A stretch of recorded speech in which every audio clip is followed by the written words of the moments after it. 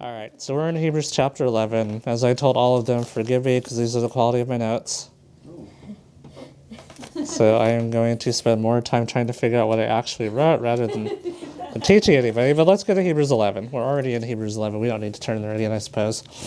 So over the last few weeks, what we've tried to do is define the type of faith that pleases God. And so the type of faith that the author wants his audience, or wanted his audience to have, I suppose they all did, so we can use past tense. And so the type of faith the author was imploring his audience to emulate. And therefore, for everybody else that gets to read the book of Hebrews for the rest of time, the type of faith that we understand pleases God, that we can emulate, or that we can have ourselves. And what we've tried to define it as is faith is a believing response to God's revealed word. That's not my definition. That's something I got from a guy named William Lane. He wrote a very excellent commentary on Hebrews, if you like really super duper technical, thick reading. It's a very good commentary. And I added a little bit to it because people think a believing response to God's revealed word. A lot of times when we think belief, we just tend to think of mental assent. And so belief is something as this is a list of facts that I believe in, something that I know, which we all understand is not actual belief. Belief is a believing response to God's word that's going to lead to obedient action. And so I add this to clarify for anyone who seems to think that belief only stops here and doesn't actually produce anything. And so we've tried to define that, or we've tried to define faith as this. And then what we're doing is we're looking through every single example and seeing how that applies to that person.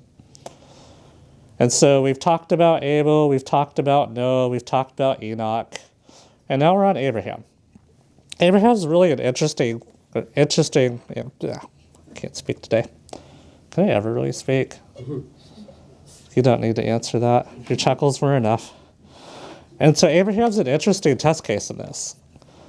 Because when we look at Abel, like he had basically, as far as we could tell, one verse to hang on to. And Enoch was a preacher that preached about the coming of God to judge the world. And then we have Noah, who builds a boat out in the middle of nowhere when there's never been a flood or anything like that. And so all these people are living lives that, from a purely human perspective, and keep in mind, purely human perspective, seem crazy. Like, why would you build a boat to put a bunch of things in a boat to avoid a flood that has never happened up to that point in the world, right? Like, it's crazy to do that.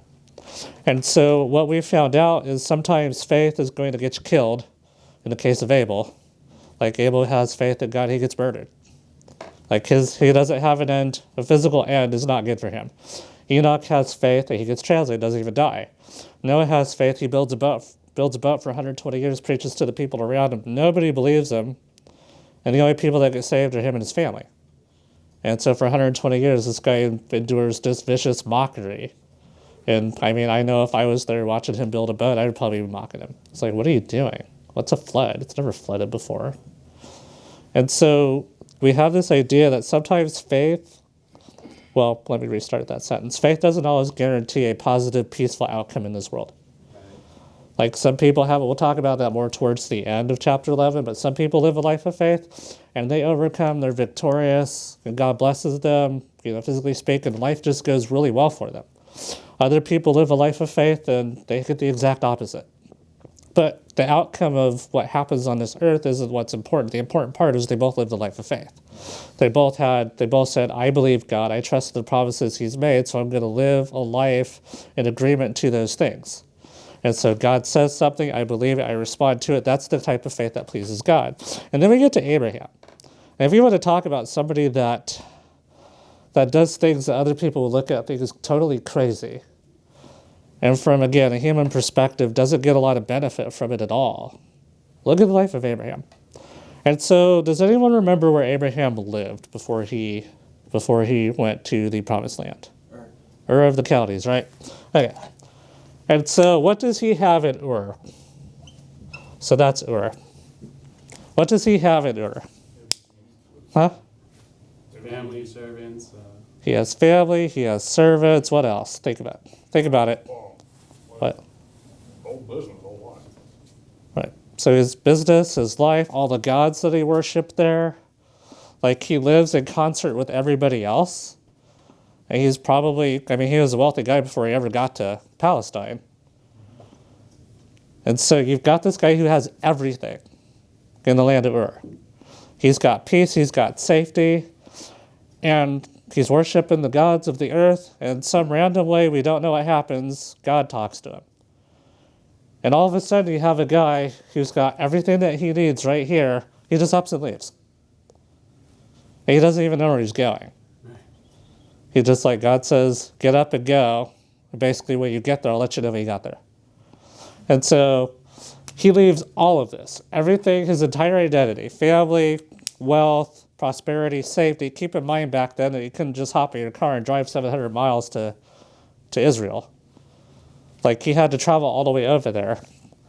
And travel's not safe back then.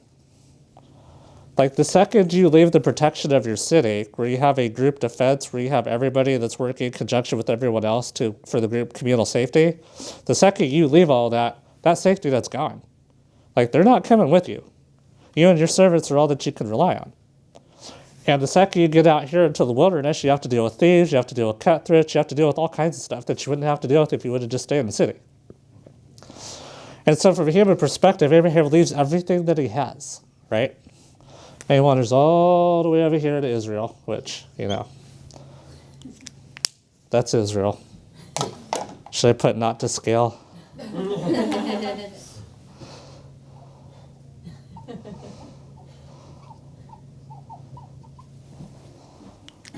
There's only a couple of you that get that reference. Huh? I understood that reference. Yeah. So there's only a couple of you that get that reference because you were at Heartland when a gentleman named Dr. House taught a eschatology class. And he would put a timeline on the board. And it would be a timeline of the future events. And so he would have the cross and have this gigantic thing line to the right of it, talking about different things that are going to happen. And like the entire 2,000-year church age is that. The 7-year tribulation is that. And so he always put not to scale. And so that's a reference to that. Anyway, and so he gives up everything he has, basically. All the safety, everything, all the comfort, all the peace, all the business and everything, to wander all the way over here. And so that got me to thinking, if I was in that position, would I even do that? Like, would you be willing to give up everything for that? Now, we understand that he didn't give up. He brought a lot of stuff with him, and when he got to the land, he was blessed and had a bunch of stuff. And so it's not like he all of a sudden became poor and was a pauper and wandering around like a pauper or anything like that. But would you give up the safety of your home? Would you give up the safety of, you know, the comfort of your lifestyle, the comfort of everything else around you? And I understand that God's not directly calling people to do that right now. He's not going to come to you in your dreams to speak to you or just show up in a cloud or anything like that, or however it happened. But think about the type of faith that takes. He's going on a whim, on a promise that God has made. And from what I understand, he didn't even worship God. He worshiped the gods of his people. And on the promise of a whim of a voice or however God appeared to him, and the covenant that God made and the promises God made to him, based off of that, he ups and leaves. And so we have to think about those things. And we'll explain why he did it. And we'll explain, because it talks a lot about the mindset that he and Isaac and Jacob had. But we'll explain that. But so in 8 through 16, it talks about Abraham doing things by faith. And Sarah also. What are they? I want you all to read that with me. So when we see in here, we have several things that just explicitly say by faith. And then we also have a couple of other things in there. So y'all want to take a gander and start telling me what they are? By faith, what? He sojourned in the land of promise. Okay. So he leaves Ur. By faith, he sojourns in the land of promise, which is remarkable in and of itself, which we'll get into in a moment. What else? You can include Sarah too.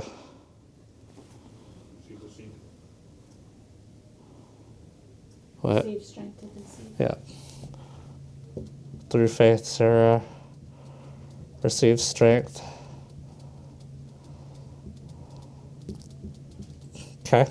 Anything else you see in there? They all died in faith. Yep, they died in the faith. not receiving the promises.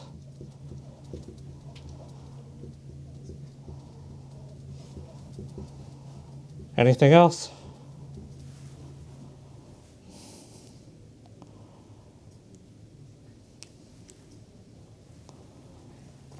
It's a better country. Huh? Yeah. Is seeking a country. Uh-huh. Yeah.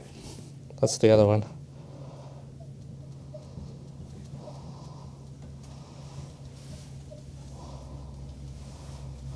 All right, so we're gonna work on this. Now we've already discussed leaving Ur, but the second thing he says is they sojourn in the land of promise. Now, does anyone know what it means to sojourn? Wander. Wander. Wander. Yep. So wander. This is the land of promise, right? This is the land God promised to give to Abraham, right? Why does Abraham not just, when he gets there, God says, this is the land I'm going to give to you and descendants. Why does he not build a city?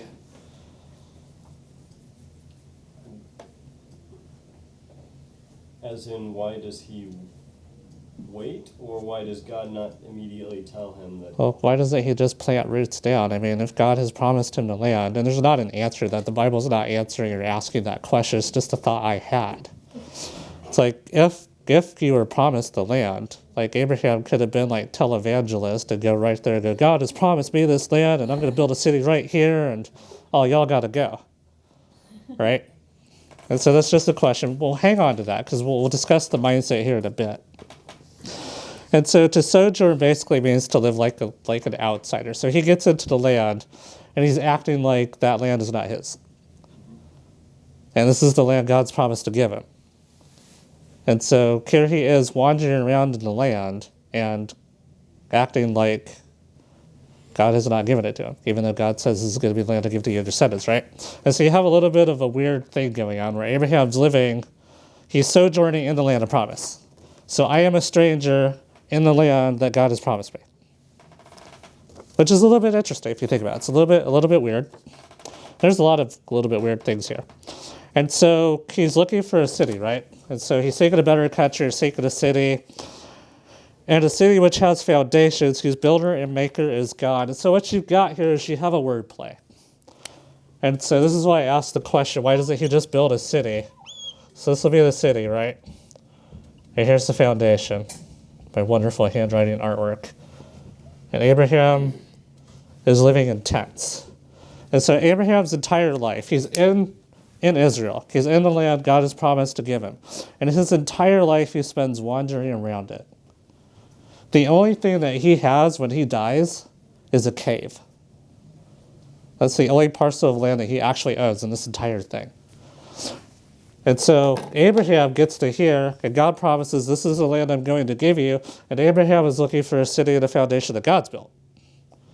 So he's not even focused on this at all. And you can tell that by the fact that he never sets up roots. He never plants roots. He just wanders around the entire time. All right, so let's talk about, are you seeing the kind of disconnect going on? Now, it's a disconnect that's very easily explained with their mindset, and we'll get to that, so don't jump ahead of me, but there is a disconnect, if you think about it. You don't leave a city to go into a land that God has promised you, and then when you get to land God has promised you, you just wander around like you don't own any of it, when God has promised that he's going to give it to you. Now let's talk about the next disconnect. Through faith, Sarah received strength to conceive. Does anyone remember how old Sarah was? 99? Yeah, she was 89 and 90, I believe, when Isaac was born. Do 80, 90-year-old women give birth? Typically not. No. Huh? Typically not. Right. There's like when women get older, they go through menopause. When their body's like, okay, we're done going through the cycle of producing, of releasing eggs for fertilization, whatever. We're done with that. We're going to go through the cycle. And we're done conceiving offspring. Sarah had already gone through that. They started looking at Abraham and what happens to a guy the older they get. And technically speaking, a guy can still produce offspring in their 90s, but the older they get, this starts in their 30s, the older they get, the poorer the quality of the sperm will be. and which leads to more complicated. This is a really awkward conversation. I apologize, but it leads to more complications of the quality of the fertilization. It leads to more complications for the pregnancy and everything else. And so Abraham's 99, like he's not even 30 anymore. He's 99, and Sarah's 89. So if either one of them were capable, and they were both capable of it, the fact that Abraham's so old would completely reduce the chance of conception ever happening to some probably absurdly low amount. On top of the fact that Sarah is barren and postmenopause. And so what they're doing, they have a physically impossible situation.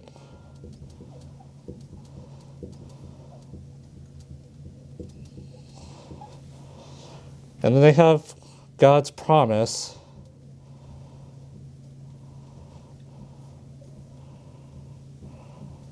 So you have these two things. So you have what you can see, which in their case was a physically impossible situation, right? Like postmenopausal women don't give birth to kids. So they have a physically impossible situation. And yet God has made a promise that you're going to have a seed through Sarah, right? Okay, like I need feedback. Okay. And so when you get to a situation like this, what are you going to choose?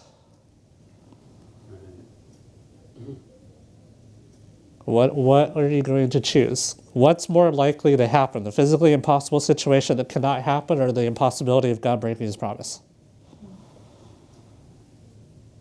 It's not a trick question. Huh? The physically impossible thing. Huh? The physically impossible one. You're going to go with that one? You said what's more possible. Yeah. What's more possible? The physically impossible. Okay. It is completely impossible for God to break a promise. Right. And so basically, what Abraham and Sarah did when they were faced up against situations that God has made a promise, but it's not actually physically possible, their faith showed in the fact that they trusted God and God's ability to keep his promise even though things were physically impossible. And that's going to be important because we're going to hinge on that later on, probably next week as well. And so that's the next absurdity. And so from a human perspective, are Abraham and Sarah crazy? Yes. Yes, they're nuts. They're out of their mind. This happened to Jesus too when he was preaching. His family's like, this guy is beside himself. What? Cuckoo for Cocoa Puffs. Right. And so sometimes when you're living a life of faith, you're trusting the promises God has made, other people are going to think you're absolutely nuts. For example, what happens if we start preaching the gospel warning people of judgment? I think you're crazy. Yeah, what do you mean? Look at everything around you. Nothing in this world has changed for as far back as we could trace it. Everything has been the same the entire time. And what they say is because everything has been the same the entire time, this thing that you're saying is going to be impossible to happen. And so this is humanly, physically impossible to happen. What you're saying is a God who is hidden, I guess is the word now, a God who is hidden, who doesn't revealing himself, who's basically quiet for lack of a better word. Like if I cry out to God and nothing's happening, therefore God isn't there. And you're telling me that God in the future is going to come and judge the world. Well, if he can come and judge the world in the future, why isn't he doing anything now? Right? That's the argument. So when you live a life of faith and you're warning people to God, you're warning people of judgment, you're telling people, hey, you need to get saved, you need to believe the gospel, you need to trust in Christ, they're going to be like, why? That's crazy. It's insane. You're going to be joining the long list of people who did things and lived by faith because they understood God made a promise and God's never going to break it. They're going to say, I align with this over everything else that I can see, even though everything else that I can see points to that not happening. So let's go back with Abraham a little bit. So the next thing is they died in the faith, right? And they died in the faith not receiving the promise. And so the next point I have is your death doesn't actually stop God from fulfilling his promises. Mm-hmm. Like you can live a life of faith, you can die not receiving the promises. That doesn't stop God from fulfilling it. Right. It doesn't. We tend to think of death as that's just the end. And as a Christian, we know better. We know it's not, but people tend to think of death as the end. So let's look at Abraham. Let's mark this up. So here we have Abraham. So he lives a life of faith. We all agree Abraham's faithful, right? Okay, so Abraham's living a life of faith. And here's his outcome. He leaves everything to go to a land that God has promised him. He didn't inherit the land. He's going to have a son. He actually did have a son, but it happened long after the point he thought he was going to. So he's believing this impossible thing for decades at that point.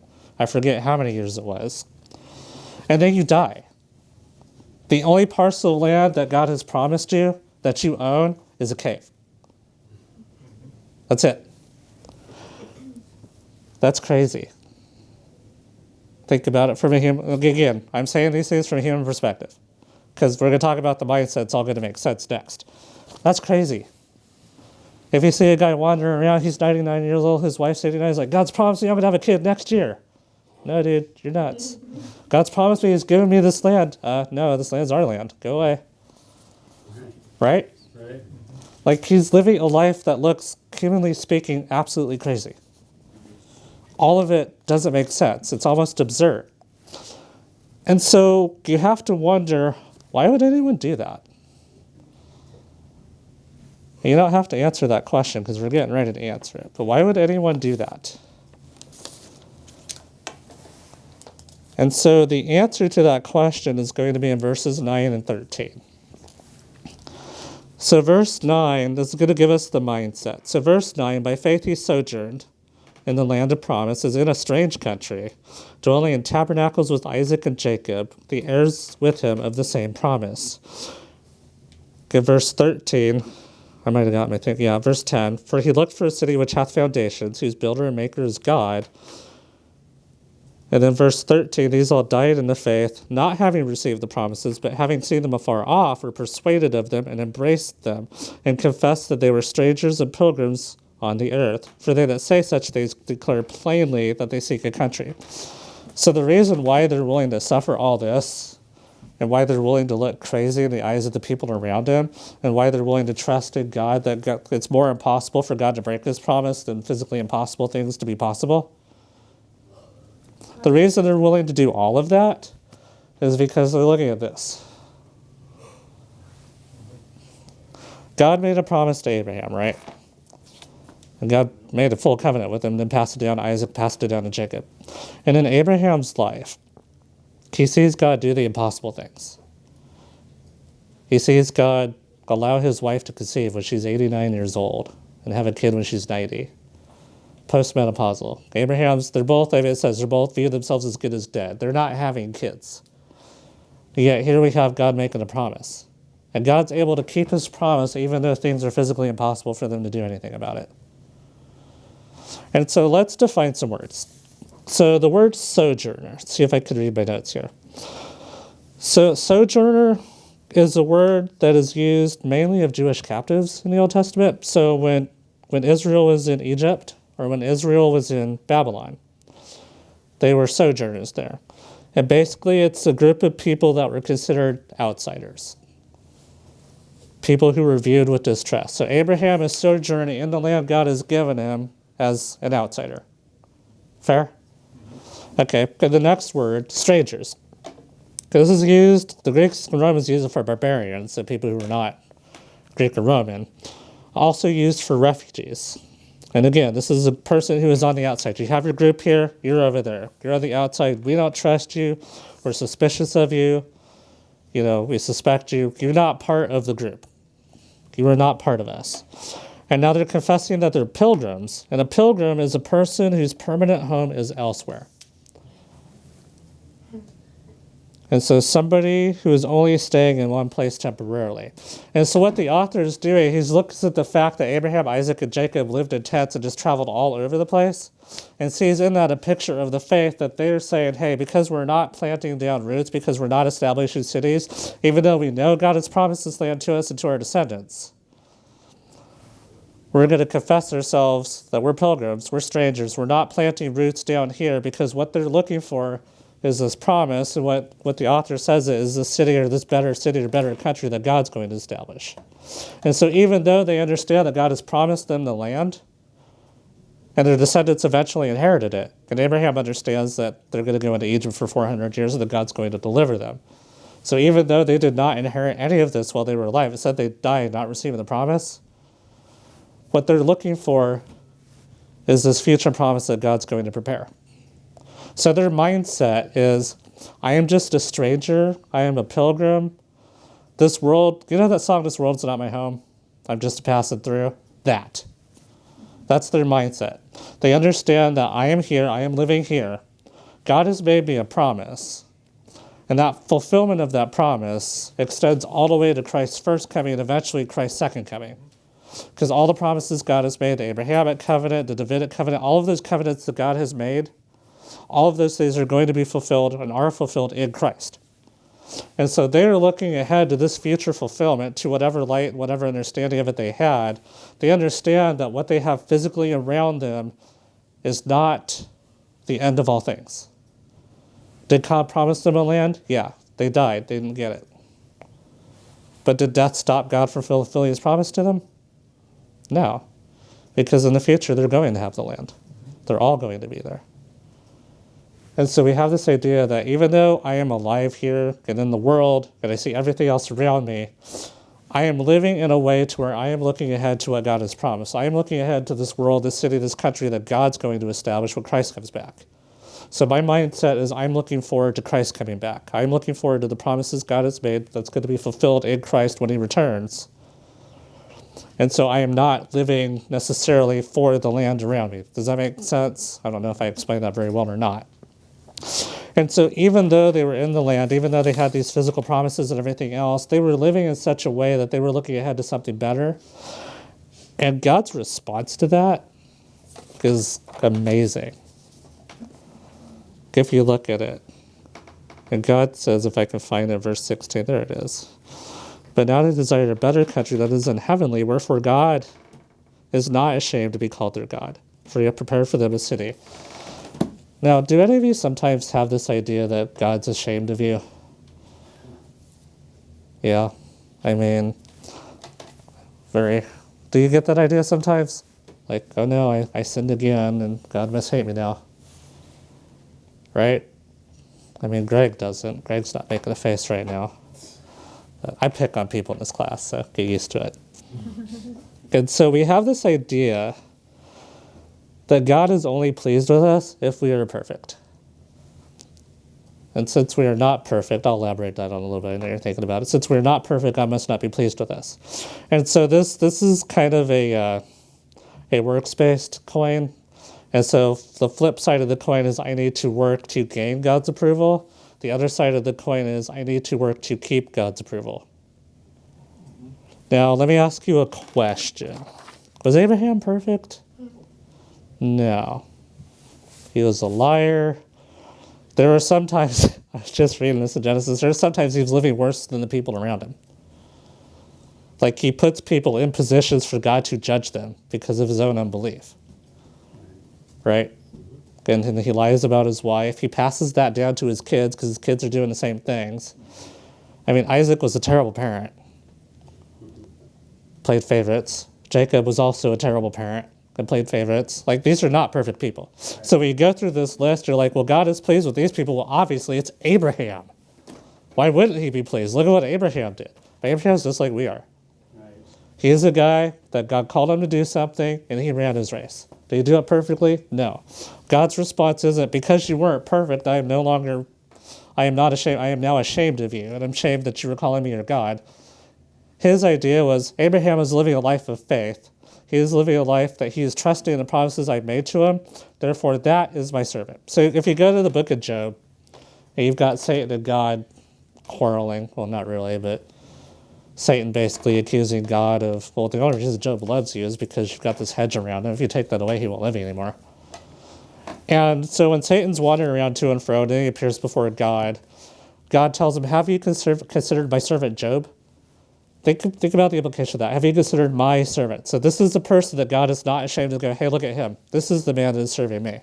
This is a man that's living a life of faith. And so you can look at Abraham. Abraham's in the same boat. Moses, same boat. David, same boat. There's all these people in the Old Testament and the New Testament that we look at. We hold on this pillar as these are the people that God must be pleased with because they're like super righteous or something.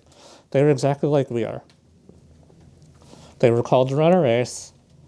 They were called to live faithful to God. And with whatever light they had, they responded to live faithfully to him. And so it's not that they're super people. It's not that you have to be perfect, for God to be proud of you, so to speak. You just have to live faithfully. You just have to understand God has made promises. What's the promises? Think about it. We don't have time to even answer that, and we're out of time now. But think about the promises God has made. Think about the things God has said. This is what I am going to do. These are the things you can look forward to. Think about the hope that you have in Christ. And you need to make a determination then. Am I going to live a life that's faithful in light of the promises God has made? Or am I going to do what the author is warning the whole audience of Hebrews not to do, which is, in light of all those things, rather than looking this way, I'm going to turn away from it. Or rather than looking at the fact that God could do what we all think is physically impossible, I'm going to trust that it's physically impossible rather than understanding God can't break a promise. And so next week, we're going to move on. The guy ranges the pericope from verse 17 all the way down to 40. We're probably not going to cover that because I've got one guy who wrote 10 pages on Rahab. And so he wrote 10 pages on a lot of things. But read the rest of chapter 11, and we can come back ready to discuss it next week.